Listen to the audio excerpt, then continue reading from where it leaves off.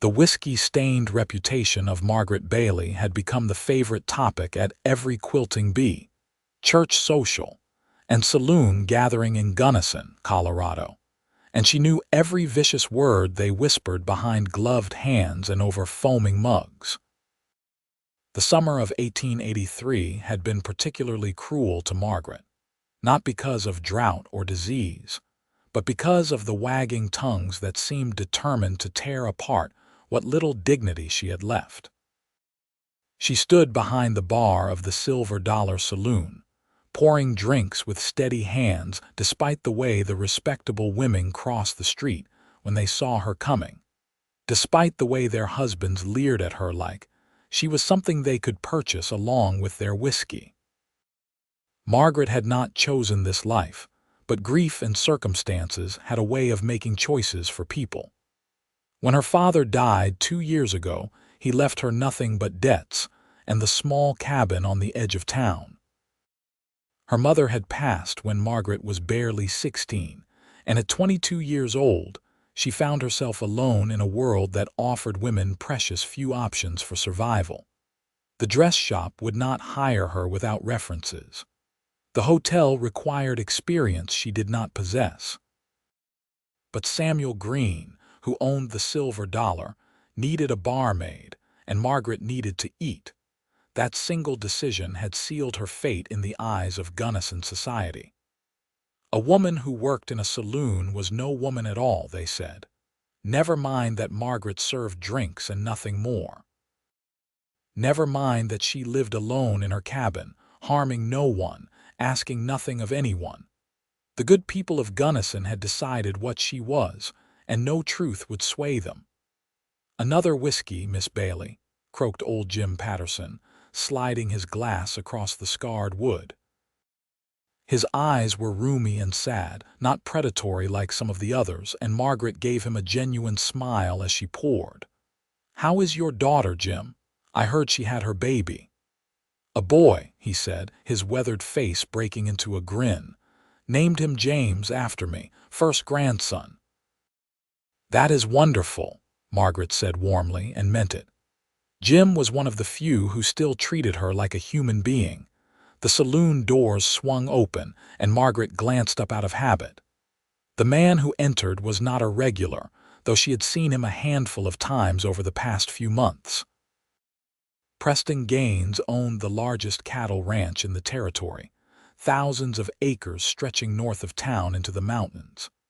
He was 30 years old, unmarried, and the subject of as much speculation as Margaret herself, though of a far more favorable variety.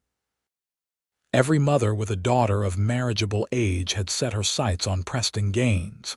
He was tall, well over 6 feet, with broad shoulders that filled his dusty work shirt.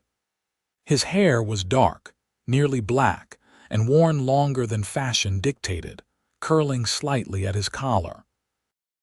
A few days' worth of stubble shadowed his jaw, and his eyes were a startling pale blue that seemed to see right through pretense and straight to truth.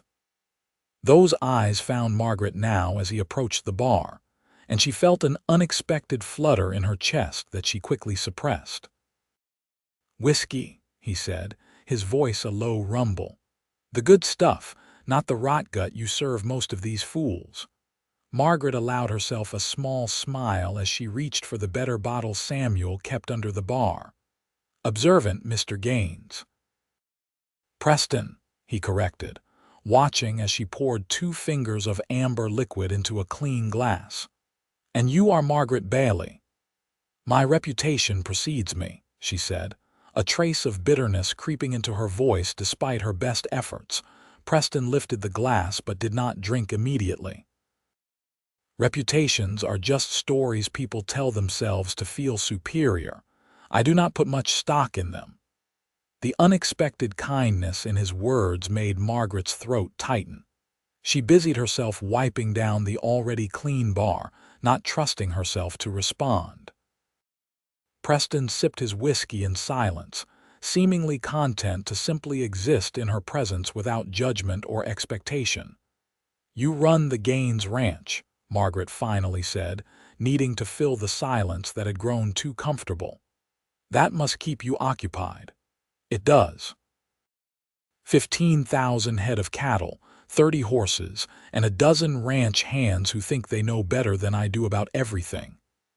His mouth quirked in something that was not quite a smile. But the land is good, and the work is honest. Honest work is more than most can claim, Margaret replied, thinking of the men who came to the saloon to spend money their wives did not know they had, who went home reeking of whiskey and guilt. Preston studied her with those unsettling blue eyes. "Why do you work here, Margaret Bailey?" The familiar defensiveness rose in her chest. "Because I need to survive, and the world does not offer women many paths to do so." I did not mean it as a judgment. I meant it as a question. He finished his whiskey and set the glass down gently. "You are clearly educated. You speak well. You have dignity despite working in a place designed to strip it away. So I am curious what circumstances led you here." No one had asked her that before. They had all simply assumed, decided, condemned. Margaret found herself wanting to answer him, this strange rancher with kind eyes and no apparent interest in her as anything but a person. "My father died in debt. I had nowhere to go and no way to pay for the cabin we lived in. Samuel Green offered me work, and I took it because the alternative was far worse."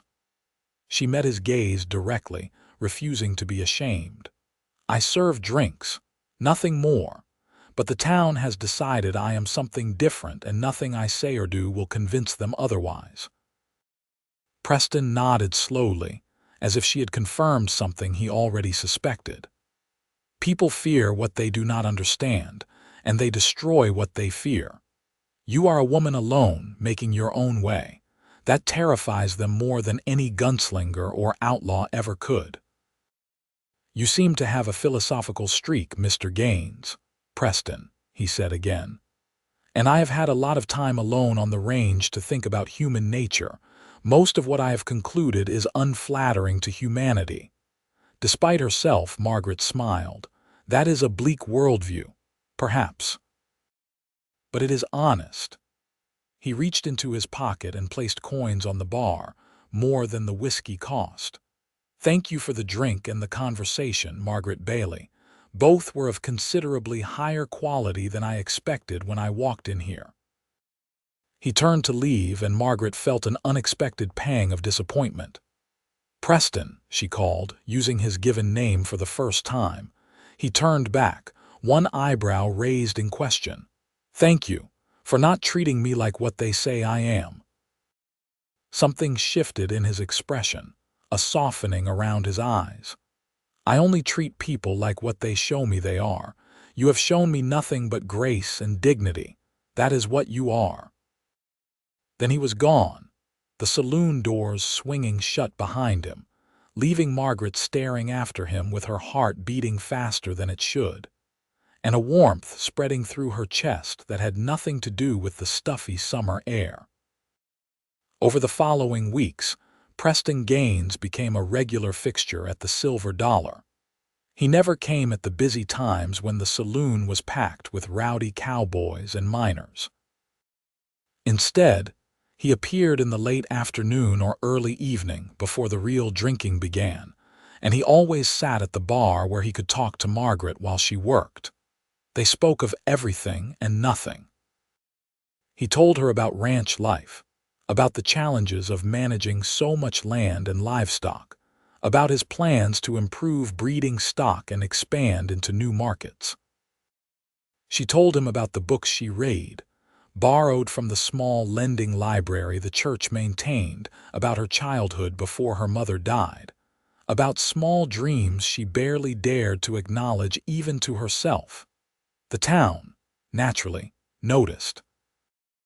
"I heard Preston Gaines has been spending time at the Silver Dollar," Martha Henderson announced loudly at the general store while Margaret was trying to quietly purchase flour and coffee. "Seems even good men can be led astray by a certain type of woman." Margaret kept her eyes fixed on the counter, counting out her coins with hands that wanted to shake. The shopkeeper, Edwin Morris, looked uncomfortable but said nothing. He never did. "You know what they say," Martha continued, her voice dripping with false sweetness. "A man has needs, and there are women willing to fulfill them for the right price. It is the way of the world.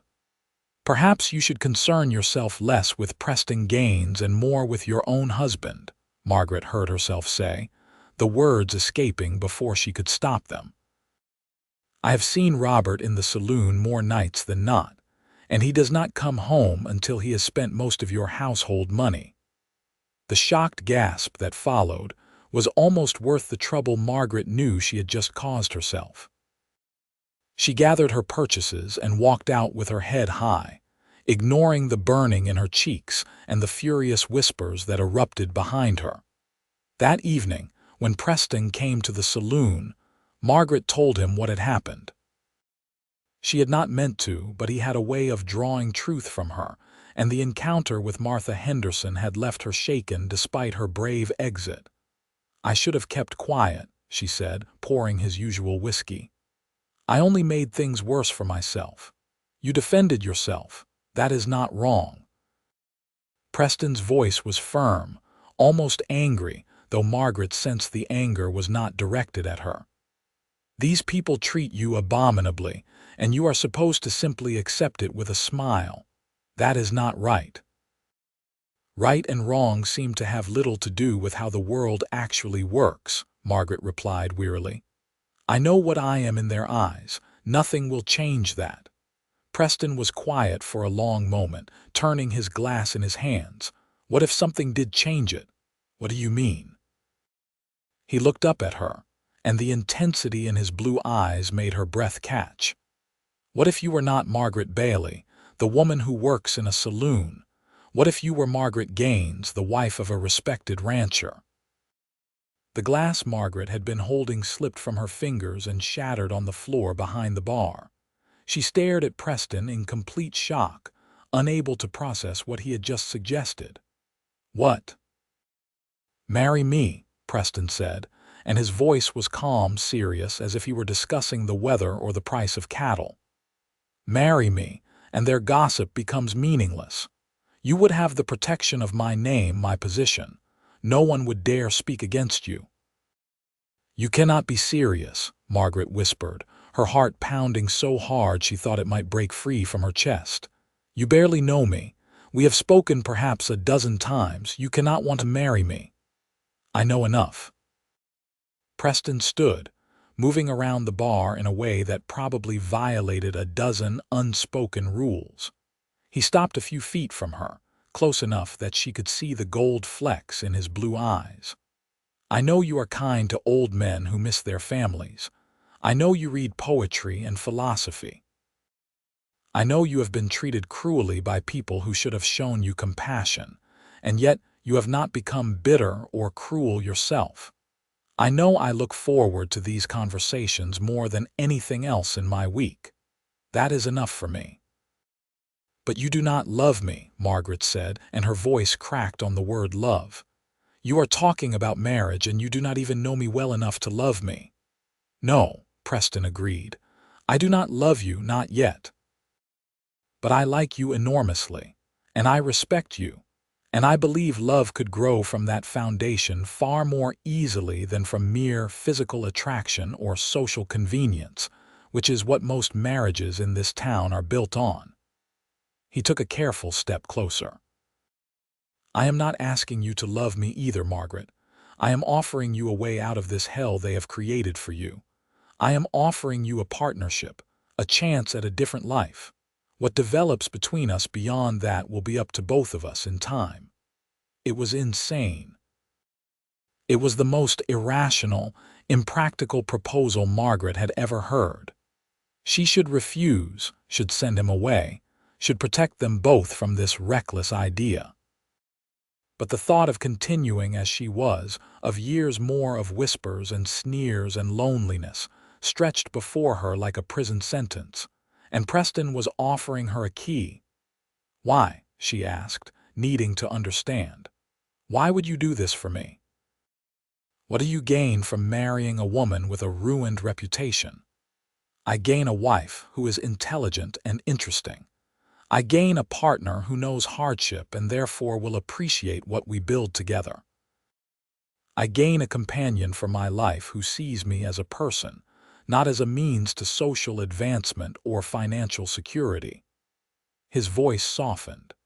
And perhaps I am tired of being alone in that big ranch house with no one to talk to except cowboys and cattle. Perhaps I want what my parents had before they died, a true partnership. Perhaps I think you and I could build something real. Margaret's eyes stung with tears she refused to let fall. They will say terrible things.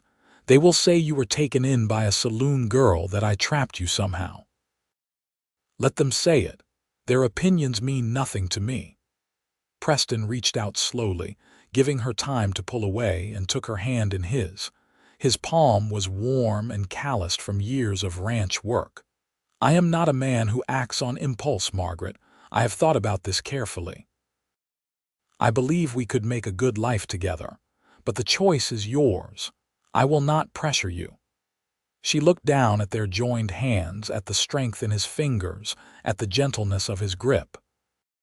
She thought about her cold, lonely cabin, about the endless nights pouring drinks for men who saw her as less than human, about the years stretching ahead with no hope of change. And she thought about Preston Gaines, who looked at her like she mattered, who spoke to her with respect, who seemed to genuinely enjoy her company. It was not love, not yet, but it was more than she had dared hope for in a very long time. Yes, she whispered, the word barely audible. Then, stronger, yes, I will marry you. The smile that broke across Preston's face was like sunrise after a long, dark night. He squeezed her hand gently. You will not regret this, Margaret. I will do everything in my power to make sure you do not regret this. The wedding took place 3 days later at the small church on the edge of Gunnison. Preston had wanted to give Margaret time to prepare, to have a proper ceremony, but she had insisted on haste. Every day they waited was another day for doubt to creep in, another day for the town to try to talk Preston out of his decision, another day for her courage to fail. Margaret wore the best dress she owned, a simple blue cotton that she had carefully cleaned and pressed. She had no family to stand with her, no friends who would risk their own reputations to support her. But Preston had arranged everything with quiet efficiency. He had spoken to Reverend Thomas personally, making it clear that the wedding would happen with or without the Reverend's approval, though it would be considerably more convenient with it. Faced with Preston's determination and social standing, the Reverend had capitulated. The church was nearly empty. Preston's ranch foreman, a grizzled man named Cal Henderson, stood as his witness. Samuel Green, surprisingly, had closed the saloon for the afternoon and come to stand for Margaret, giving her away with a gruff kindness that made her eyes sting. Old Jim Patterson sat in one of the back pews, beaming at her like a proud grandfather. The ceremony was short and simple. Margaret's hands trembled as Preston slipped the gold ring onto her finger, a ring he told her had belonged to his mother. His own hands were steady as she returned the gesture, sliding a simpler band onto his work-roughened finger. I now pronounce you husband and wife, Reverend Thomas said, his voice carefully neutral. You may kiss the bride. Preston leaned in slowly, giving Margaret time to prepare, and pressed a gentle, chaste kiss to her lips. It was her first kiss, and though it was brief, the warmth of it spread through her entire body. When he pulled back, his blue eyes were soft with something she could not quite name. "Hello, wife," he murmured, so quietly only she could hear. "Hello, husband," she replied, and the word felt strange and wonderful on her tongue. As they left the church, Margaret saw the cluster of townswomen gathered across the street, watching with expressions ranging from shock to outrage to something that looked almost like grudging envy. Martha Henderson was among them, her face pinched with fury. Preston must have noticed too, because he deliberately took Margaret's hand in his and raised it to his lips, kissing her knuckles in full view of everyone watching. Then he helped her into the wagon he had brought, laden with her few belongings already packed from her cabin, and drove out of town toward his ranch without a backward glance. The Gaines ranch was more impressive than Margaret had imagined. The main house was a sprawling two-story structure built from honey-colored wood, with a wide porch wrapped around three sides and windows that gleamed in the late afternoon sun. Behind it stretched barns and corrals, bunkhouses for the ranch hands, storage buildings, and beyond all of that, the endless rolling grassland dotted with grazing cattle. "It is beautiful," Margaret breathed as Preston helped her down from the wagon. "It is home," he said simply. "You're home now." He gave her a tour, showing her through rooms that had been cleaned and prepared by his housekeeper, Maria, a Mexican woman in her 50s who had worked for Preston's parents and stayed on after their deaths. Maria greeted Margaret with warm pragmatism, clearly reserving judgment until she saw what kind of wife her employer had brought home. The master bedroom was large and comfortable, with a four-poster bed covered in a beautiful quilt, a wardrobe, a dresser, and windows that looked out over the mountains. Margaret stood in the doorway, suddenly nervous. This was where she and Preston would sleep, where the more intimate aspects of marriage would unfold. Preston seemed to sense her hesitation. "There is another bedroom," he said quietly. "The one I have been using since my parents died. You can have this room to yourself if you prefer. We can take our time with the rest of it." The relief that flooded through Margaret was almost embarrassing in its intensity. "Thank you," she whispered. "I just need some time to adjust." "Take all the time you need. This marriage is not a business transaction, whatever the town might think." "I meant what I said, Margaret. I want a partnership, not a possession." That night, Margaret lay alone in the big bed, staring up at the ceiling in the darkness. She was married. She was Margaret Gaines now, wife of the most successful rancher in the territory. She had a home, security, a future that looked nothing like the bleak existence she had resigned herself to just days ago. And she had a husband who had married her despite her reputation, who treated her with kindness and respect, who asked nothing of her except time and a chance for them to build something real together. It was more than she had ever dreamed possible. So why did she feel so terrified? The answer came to her as sleep finally pulled her under. She was terrified because for the first time in years, she had something to lose.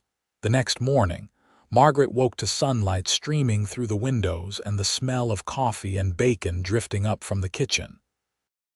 She dressed quickly in one of her simple work dresses, brushed and pinned her dark hair, and made her way downstairs. Maria was at the stove, efficiently managing multiple pans. Preston sat at the large kitchen table, reading a newspaper and drinking coffee. He looked up as Margaret entered and smiled.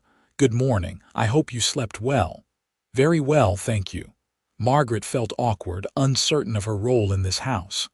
"Can I help with breakfast?" Maria turned and gave her an appraising look. "You know how to cook?" "Yes, quite well actually. My mother taught me before she died." Something shifted in Maria's expression, a slight warming. "Then you can make the biscuits. Preston likes biscuits with his breakfast, and mine are only adequate." It was a peace offering, Margaret realized, an invitation to find her place. She accepted gratefully, washing her hands and moving to the counter where Maria had flour and lard already set out. As she worked, mixing and kneading with the practiced ease of long familiarity, she felt some of her tension ease. This, at least, she knew how to do. Breakfast was surprisingly pleasant. Preston ate with genuine appreciation, complimenting her biscuits in a way that made Maria nod approvingly. He talked about his plans for the day, asking Margaret if she wanted to ride out with him to see more of the ranch or if she preferred to stay at the house and settle in. "I would like to see the ranch," Margaret said, surprising herself. "If that would not be an imposition." "It would be a pleasure," Preston replied. "I will have Cal saddle a gentle mare for you." An hour later, Margaret found herself on horseback for the first time in years, riding beside Preston across his land. She had ridden as a girl, before her mother died and everything fell apart, and the skill came back to her gradually. Preston was patient, never pushing her to go faster than she was comfortable with, pointing out landmarks and explaining the workings of the ranch. "We run mostly Hereford cattle now," he said as they paused on a hill overlooking a vast herd. "Better meat, better price at market. I spent years building up the breeding stock." "You said your parents owned this ranch before you," Margaret said. "How did you come to be here?" A shadow passed over Preston's face. "My father bought the land 20 years ago when I was 10. He had been a businessman in Denver, but he hated city life. He wanted to build something lasting, something real. My mother was not entirely pleased with the move, but she supported him. They worked themselves nearly to death building this place from nothing. What happened to them? Cholera, 6 years ago. It swept through town one summer, killed nearly a dozen people. My parents both fell sick within days of each other. They died within hours of each other too, almost like they could not bear to be apart even in death." His voice was matter-of-fact, but Margaret heard the old grief beneath the words. "I was 24, barely able to keep the ranch running on my own. But I learned and I built on what they started, and now it is successful enough that they would be proud, I think." "I am sure they would be," Margaret said softly. "You have done something remarkable here." Preston looked at her, something warm and grateful in his expression. "Thank you. That means more than you might realize." They rode in companionable silence for a while, the summer sun warm on their shoulders, the wind carrying the smell of grass and wildflowers. Margaret felt something loosening in her chest, a tightness she had not even realized she was carrying. Out here, away from the town and its judgment, she could almost believe she really was just a woman on a ride with her husband, building a life together. Over the following weeks, Margaret settled into ranch life with a determination that surprised even herself. She worked alongside Maria in the house, learning the rhythms of cooking for ranch hands, managing supplies, and keeping the large house clean and organized. She practiced her riding until she felt confident enough to go out on her own. She learned the names of all the ranch hands and made sure to greet them kindly, gradually winning them over from their initial skepticism. And slowly, carefully, she built a friendship with her husband, because that was what it was at first. Friendship. They talked over breakfast and dinner, shared stories and opinions, discovered common interests and compatible temperaments. Preston told her about his dreams for the ranch, and she found herself genuinely interested, offering suggestions and asking questions. She told him about the books she was reading, and he listened with real attention, sometimes borrowing the books when she finished to read them himself. They existed in a strange space, married but not truly intimate, partners but not yet lovers. Preston never pushed, never demanded the physical rights that marriage legally gave him. He continued to sleep in the smaller bedroom, giving Margaret space to adjust to her new life. But gradually, Margaret found herself wishing he would push just a little. She found her eyes lingering on the way his shirt stretched across his shoulders, on the strength of his hands, on the curve of his mouth when he smiled at something she said. She was falling in love with her husband, and the realization both thrilled and terrified her. 2 months after the wedding, Preston had to ride into Gunnison for supplies and to conduct business with the bank. He asked Margaret if she wanted to come, and she almost refused, dreading the stares and whispers. But she was Margaret Gaines now, not Margaret Bailey, and she refused to hide as if she had something to be ashamed of. The town's reaction to her arrival was everything she had expected and worse. Conversations stopped when she walked by. Women turned their backs deliberately. Men who had leered at her when she worked at the saloon now looked away as if she did not exist, but Preston never left her side. He kept his hand at the small of her back, a constant, steadying presence. When Martha Henderson made a point of snubbing Margaret at the general store, Preston calmly added Martha's name to his mental list of people he would no longer do business with, and made sure to say so loudly enough for everyone to hear. "My wife deserves respect," he said clearly, his voice carrying through the suddenly silent store. "Anyone who cannot offer her that will find themselves dealing with someone other than the Gaines Ranch for their custom. We are the largest ranch in this territory, and I am certain I can find suppliers elsewhere who understand basic human decency." The effect was immediate. Edwin Morris, the shopkeeper, nearly tripped over himself to be polite to Margaret. Other shop owners, hearing the story within hours through the town's efficient gossip network, made sure to greet Mrs. Gaines with exaggerated courtesy when she passed by. It was not genuine respect, Margaret knew. It was fear of losing Preston's business. But it was better than the open contempt she had endured before, and she was grateful for her husband's fierce defense of her. That night, back at the ranch, Margaret found Preston on the front porch, staring out at the stars. She brought 2 cups of coffee and sat beside him, their shoulders nearly touching. "Thank you," she said quietly, "for what you did today. I only spoke the truth. You are my wife. You deserve respect. You have given me so much, Preston, a home, a name, protection. I do not know how I will ever repay you." He turned to look at her, and in the moonlight his eyes were soft and intense at once. "You have given me just as much, Margaret. This house is not so empty anymore. I have someone to talk to share meals with, to build a life with. That is not nothing." Margaret set down her coffee cup, her heart pounding. "I want to give you more," she said, the words coming out in a rush before she lost her courage.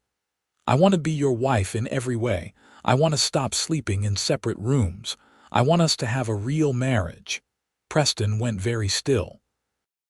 "Margaret, you do not have to say that. I told you I would not pressure you. You are not pressuring me. I am telling you what I want." She reached out and took his hand, lacing her fingers through his. "I was afraid before, afraid of so many things, but I am not afraid anymore. I know you, Preston Gaines. I know your kindness, your integrity, your strength, and I want to be with you, truly with you, if you still want that too." In answer, Preston raised her hand to his lips and kissed her knuckles, just as he had on their wedding day. But this time the kiss lingered, and when he lowered her hand, he did not let it go. "I want that more than I can adequately express," he said, his voice rough with emotion. "But I need you to be certain. I need to know this is what you truly want, not what you think you owe me. I am certain." Margaret leaned in close enough to feel the warmth radiating from him. "Kiss me, Preston. Kiss me like you mean it." He did. His free hand came up to cup her cheek, gentle despite the calluses on his palm, and he kissed her with a tenderness that made her melt against him. This was nothing like the chaste peck at their wedding. This was heat and promise and barely restrained desire, and Margaret responded with an eagerness that surprised them both. When they finally broke apart, both breathing hard, Preston rested his forehead against hers. "Are you sure?" he whispered one more time. "I have never been more sure of anything," Margaret replied, and she meant it with every fiber of her being. Preston stood, pulling her up with him, and led her into the house and up the stairs to the master bedroom that had been hers alone for 2 months. But tonight it became theirs, and what transpired between them in the darkness was tender and passionate, and everything Margaret had not known she was waiting for. Afterward, lying in Preston's arms with her head on his chest and his heartbeat steady beneath her ear, Margaret felt a peace she had never known before. This man had taken her, broken reputation and all, and given her not just respectability but genuine care and affection. He had defended her, protected her, and now loved her with his body as well as his words. "I love you," she whispered into the darkness, not sure if he was still awake. His arms tightened around her. "I love you too," he murmured, pressing a kiss to the top of her head. "I think I have loved you since the day you told Martha Henderson to mind her own husband. You were so fierce, so brave. I wanted to protect that fire, not extinguish it." Margaret tilted her head back to look at him, seeing the honesty in his eyes even in the dim moonlight filtering through the window. "You saved me," she said. "You saved me from a life that would have destroyed me eventually." "No," Preston said firmly. "You saved yourself. You survived with your dignity intact despite everything they threw at you. I just gave you a safer place to continue being the remarkable woman you already were." Tears slipped down Margaret's cheeks, but they were good tears, healing tears. Preston wiped them away gently with his thumb and kissed her again, and Margaret lost herself in the joy of being loved and wanted and valued. The seasons changed, and with them, Margaret's place in the world transformed completely. She was no longer the scandalous woman from the saloon.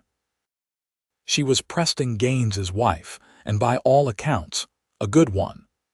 The ranch ran smoothly under their combined management. Maria had become not just a housekeeper but a friend, teaching Margaret family recipes and sharing stories about Preston's parents.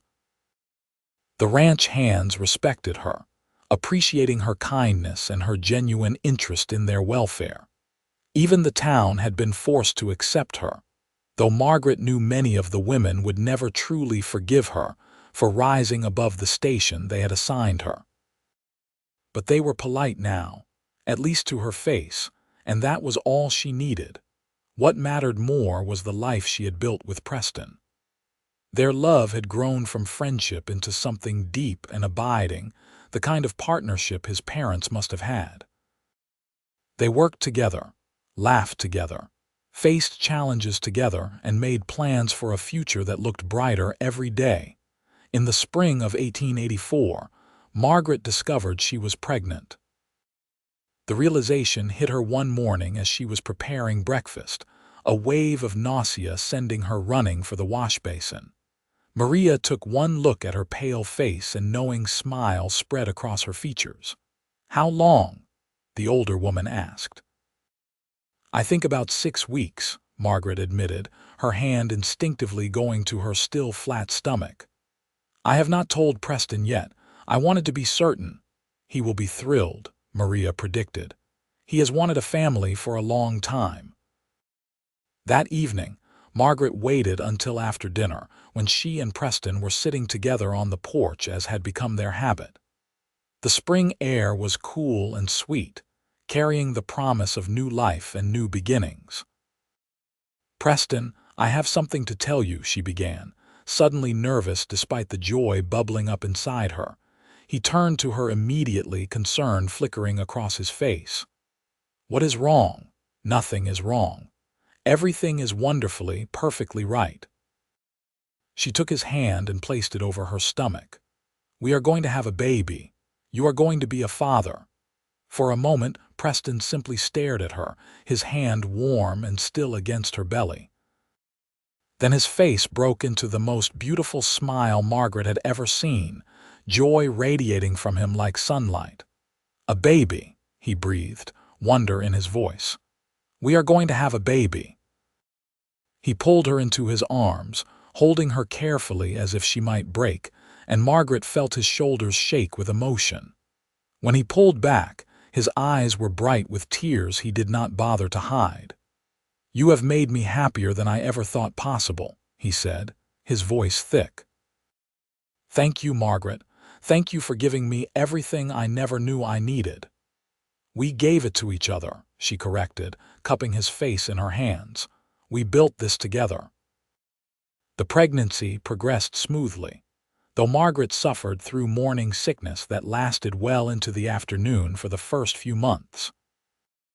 Preston was attentive to the point of being overprotective, trying to prevent her from doing any work until she firmly told him that she was pregnant, not dying, and would continue contributing to the household as long as she was physically able. The town's reaction to the news was mixed. Some of the women, particularly those with children of their own, softened toward Margaret, offering advice and hand-me-down baby clothes. Others remained coldly distant, as if her fertility somehow offended them. Margaret found she did not care nearly as much as she once would have. She had Preston's love, Maria's friendship, a home that felt safe and welcoming, and a baby growing inside her. The opinions of small-minded people meant nothing in the face of such blessings. In November of 1884, on a cold night with snow threatening in the clouds overhead, Margaret went into labor. Preston sent one of the ranch hands racing for the doctor, while Maria calmly prepared the bedroom, boiling water and gathering clean linens with the efficiency of someone who had done this many times before. The labor was long and difficult, lasting nearly 20 hours. Preston refused to leave Margaret's side despite the doctor's suggestion that he wait downstairs, as most husbands did. He held her hand, wiped her face with cool cloths, whispered encouragement when the pain became almost unbearable. "You are the strongest person I have ever known," he told her during a brief respite between contractions. "You can do this, Margaret. I know you can." And she did. As dawn broke on a cold November morning, their son entered the world with a lusty cry that made everyone in the room laugh with relief. Dr. Harrison placed the baby in Margaret's arms, and she stared down at the red, wrinkled little face in absolute awe. "Hello, little one," she whispered, tears streaming down her face. "Hello, my beautiful boy." Preston sat beside her on the bed, his arm around her shoulders, his own eyes wet as he gazed at their son. "He is perfect," he said hoarsely. "Absolutely perfect." They named him Peter, after Preston's father. Peter Gaines, born into a life of security and love, completely unaware of the scandal and hardship that had preceded his arrival. Motherhood transformed Margaret in ways she had not anticipated. She had always known she wanted children, but the reality of holding her son, of feeding him and soothing him and watching him grow, filled her with a fierce, protective love that dwarfed everything else. Preston proved to be an equally devoted father, often taking the baby from her so she could rest, walking the floors with Peter in the middle of the night, gazing at his son with such naked adoration that Margaret fell in love with her husband all over again. Peter was 6 months old when Samuel Green, Margaret's former employer, came to the ranch. Preston was out checking on cattle, and Margaret was hanging laundry in the yard with Peter sleeping in a basket nearby, when she saw the familiar figure riding up the long drive. "Hello, Margaret," Samuel said, dismounting with the stiffness of a man feeling his age. He looked older than when she had last seen him, grayer and more tired. "Samuel, this is a surprise." Margaret gestured toward the house. "Would you like some coffee? I would, thank you." They sat in the kitchen, the same room where Margaret had made biscuits that first morning, where she had shared countless meals with Preston, where she had become part of a family. Samuel held his coffee cup, but did not drink, his eyes taking in the comfortable, prosperous surroundings. "You have done well for yourself," he said finally. "I have been blessed," Margaret replied carefully, unsure why he had come. "I wanted you to know that I am selling the silver dollar. My health is not what it was, and I have decided to go live with my daughter in California." He finally met her eyes, I also wanted to apologize. Apologize for what? For not defending you more when you worked for me. I knew what the town said about you. I knew it was unjust. You were a good worker, honest and hardworking, and you deserved better than the reputation that place gave you. I should have spoken up, should have corrected the gossip. I did not, and I have regretted it. Margaret was quiet for a moment, processing this unexpected apology. You gave me work when I needed it. You treated me fairly. That was more than most would have done. Perhaps, but it was not enough. Samuel stood, setting down his untouched coffee. I am glad you found happiness, Margaret. You deserve it more than anyone I have ever known. After he left, Margaret sat alone in the kitchen for a long time, thinking about the path her life had taken. From her father's death to the saloon, to Preston's unexpected proposal to this moment, sitting in her own house with her son sleeping peacefully nearby and her husband due home any moment. It had been a hard road, but it had led her here, to a life beyond anything she had dared to dream. The years flowed by like water, each one bringing new joys and challenges. Peter grew into a bright, energetic boy with his father's blue eyes and his mother's dark hair. When he was 3, Margaret gave birth to a daughter they named Patricia, after Preston's mother. 2 years later, another son arrived whom they called Matthew. The ranch continued to prosper under Preston's careful management and Margaret's efficient household oversight. They expanded, buying adjacent land when it became available, improving their herds, building a reputation for quality livestock that stretched beyond Colorado into surrounding territories. Margaret never forgot where she had come from, and she used her position to help other women in difficult circumstances. When she heard of a widow struggling to feed her children, she found work for the woman as a seamstress. When a young woman found herself alone and desperate after being abandoned by a faithless suitor, Margaret personally went to town and brought her to the ranch, employing her as a second housekeeper and ignoring the inevitable gossip. You are creating quite the refuge here, Preston observed one evening, watching Margaret teach their latest rescue how to manage the ranch accounts. Someone gave me a chance when I needed it most, Margaret replied, leaning against her husband's shoulder. I am simply paying that forward. You are remarkable, Preston said, kissing the top of her head. Have I mentioned that recently? Not since this morning, Margaret said with a smile, but I will never tire of hearing it.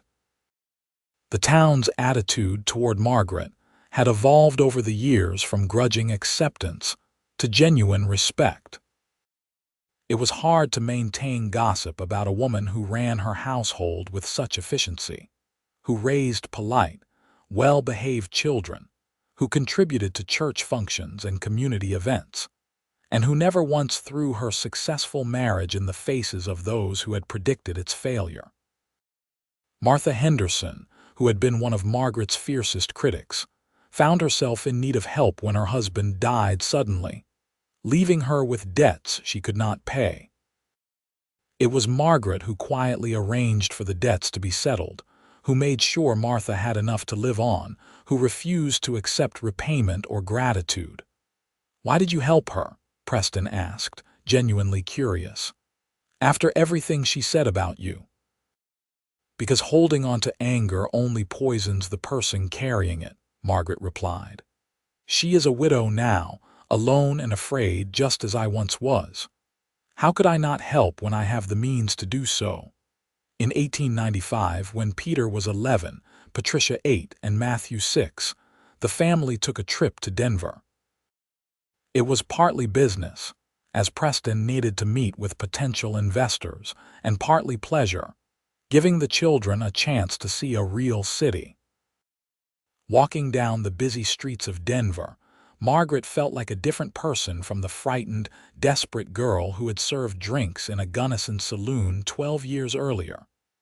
She was a wife, a mother, a respected member of her community. She was Margaret Gaines, and the name meant something good. That evening, as she and Preston stood on the balcony of their hotel room watching the city lights, Margaret thought about everything that had brought them to this moment. "You ever regret it?" she asked quietly. "Marrying me, I mean. Taking on all the trouble and gossip that came with it." Preston turned to her, his eyes filled with the same warmth and love she saw in them every day. "Not for a single second. You are the best decision I ever made, Margaret Gaines. You and our children are my entire world. Why would I regret the thing that gave me everything? Even when Martha Henderson was calling me a harlot in the middle of the general store," Preston laughed, pulling her into his arms. "Especially then. You should have seen your face. You were magnificent." Margaret laughed too, relaxing into his embrace. They stood together in the cool evening air, surrounded by the sounds of the city but wrapped in their own private world of contentment. The years continued to pass, bringing the changes and challenges that all lives contain. There were hard winters when they lost cattle, dry summers when water ran scarce, illnesses and injuries and setbacks that tested their strength. But through everything, Margaret and Preston faced it together, their partnership deepening with each passing year. When Peter was 18, he took over more of the ranch management, showing the same dedication and intelligence his father had. Patricia proved to have a gift for numbers and began handling the ranch accounts with skill that impressed even the banker in town. Matthew, the youngest and most artistic, talked of becoming an architect, designing buildings that would stand for generations. "They are all so different," Margaret observed one evening, watching her grown children bicker affectionately over dinner. "And yet they all turned out so well." "They had you for a mother," Preston said simply. "How could they be anything but extraordinary?" In the spring of 1900, Margaret received a letter that had been forwarded through several addresses before finally reaching her. It was from Samuel Green's daughter, informing her that Samuel had passed away peacefully in his sleep. He had apparently spoken often of Margaret in his final years, telling anyone who would listen about the brave young woman who had survived impossible circumstances with her dignity intact. Margaret cried when she read the letter, mourning not just Samuel but the entire difficult chapter of her life that his death seemed to close. Preston held her while she wept, understanding without needing to be told what those tears meant. "That life is over," he reminded her gently. "You survived it and it made you who you are, but it is over now. You are safe. You are loved. You are home." And it was true. The woman who had once been Margaret Bailey, serving whiskey to rough men and enduring the contempt of the righteous, was gone. In her place was Margaret Gaines, beloved wife, devoted mother, pillar of her community. The transformation had been hard-won, paid for in tears and courage and the unexpected kindness of a rancher who had looked past reputation to see the person beneath. As Margaret moved into her 40s and then 50s, she found herself becoming something of a legend in Gunnison. The story of her marriage to Preston had been told and retold so many times that it bore little resemblance to reality, but Margaret did not mind. Let them make her a fairy tale princess rescued by a noble hero if they wanted. The truth was both simpler and more profound. Two people had found each other in difficult circumstances and built something real and lasting together. Young women going through hard times began to seek her out, looking for advice or simply someone who would listen without judgment. Margaret received them all with kindness, offering help where she could, comfort where she could not. She knew intimately what it felt like to be judged, to be condemned, to feel like the world had decided your worth, and nothing you did would change their minds. "You tell them what Preston told me," she advised a young woman who had been ostracized after bearing a child out of wedlock. Reputations are just stories people tell themselves to feel superior. Your worth is not determined by their stories. You determine your own worth by how you live, how you treat others, how you face your challenges. Everything else is just noise.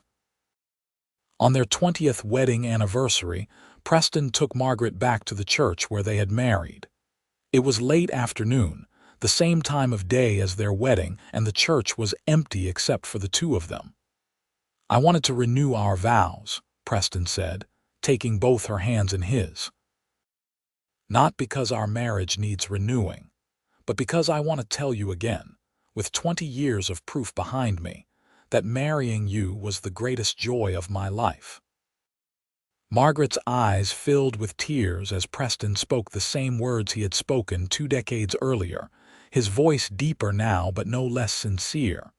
When it was her turn, she spoke from her heart. "I was lost when you found me, broken by a world that saw me as less than human. You gave me back my dignity, my hope, my belief that goodness still existed. You loved me when I could not love myself.